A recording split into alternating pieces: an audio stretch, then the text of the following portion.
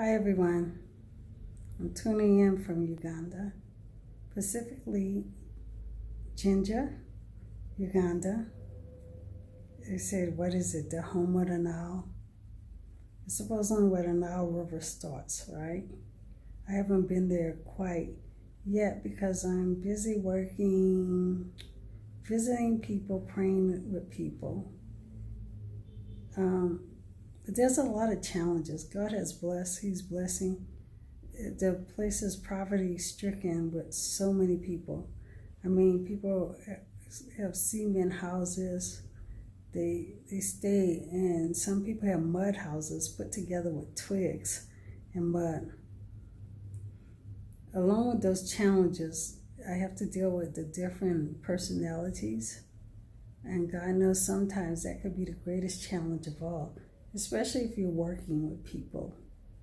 You know, I'm just used to things done in a decent, orderly, respectful manner. And this is a new organization. It's just starting out. The intent is there. And I met some sincere people. I met some of the greatest people, not only in this country, but in the world, too, especially Sister Susan and Elder Moses. There's also Brother Emma, Sister Betty. I mean, these people are fantastic and just outrageously talented. But then you have to deal with other people because we're not all on the Christian level that others are. So we have to deal with people emotional distress. We have to deal with, how would I say it?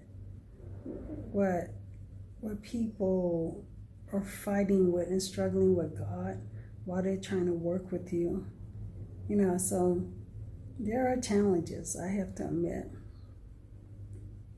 But I have tough skin, and God is on my side because God knows I came with the purest intent, and I truly believe that this is what God wants me to be because the need is so great. I mean, these people have nothing, and it breaks my heart to think that we have everything, access to everything, and they have nothing. But as I'm working, I'm committed to 3 months, and my word is my character. So I'm going to stay these 3 months. But I'm looking at staying longer. I'm actually looking at after I'm done with the 3 months to formulate my own non-profit so I can address some of these issues. You know, why should we have everything and they have nothing? You know, these people just want the minimum. There was this guy the other day, you know, he must be about 17, 18, and he's wearing a long sleeve shirt, and the only thing remains is the imprint of the material where his arms are coming out of the shirt because the material no longer exists. And not only him, but half of his family. There's this widow, she has I guess 5, 6 kids. And he's finished school, but the younger ones don't have anybody to pay their tuition through school. The organization I'm working with, they have helped rebuild the houses. But my thing, I have a business degree, is to empower people, teach them classes so they can run their own business, so they won't have to work for people, that they can have those houses that's above a mud house to live in and support their family. These people are dirt poor, they're struggling, yet they're letting other people stay with them because other people don't have any place to go. I mean, most of them are hard, and the Christians I work with, they're struggling, they're poor, you know, but they have the heart for their people and their country, and they want to take care of them. I mean, I have met such great people and such great organizations. like the farmer project where they teach them how to grow and cultivate farm crops that'll be beneficial. And they plan on opening a restaurant and everything. And I would like to do something more. I would like to do something more than help formulate an orphanage. Because there's so many people that have kids, that have families, and they're struggling to take care of those kids. They're struggling to send them to school. They're struggling to put food on their plates.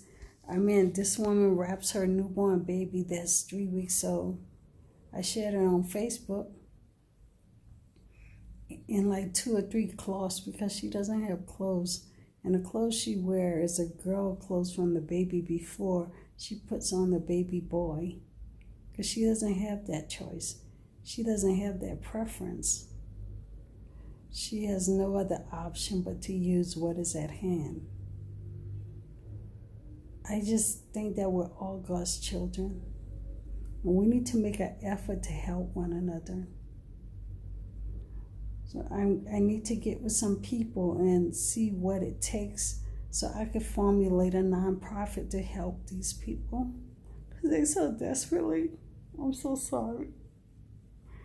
They're so desperately needed that it hurts me to my heart. There's not a day that I'm here that I don't stay up till 2, 3 o'clock in the morning thinking how I can help them, how I can aid them. I just know God has me here for a reason. I'm needed here. In the U.S., I'm tolerated, but here I'm needed. These people give you their last. They cook massive dinners and everything for you, and they give you their last. They treat you like you're royalty, even though they have nothing to offer. I want to give society back. I want to give some people here are so appreciative just of little things, just of clothing, just of little food, just of groceries, and I want to give as much as I can, but my resources are limited. And I'm just one of few. There's a lot of dedicated people here who have sacrificed their time and effort to try to make Uganda a better place, Eastern Uganda, to try to address some of these issues. But we're not enough. There's not enough of us that care. There's not enough of us that have the resources. This is massive, So I wanted to start at ground level and teach some people how to run their own businesses and how to conduct, like buy land. Land is just $1,000 an acre. Can you imagine that?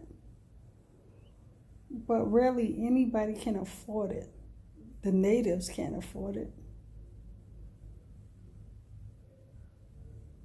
I don't know. I'm just praying and asking God to show me the way.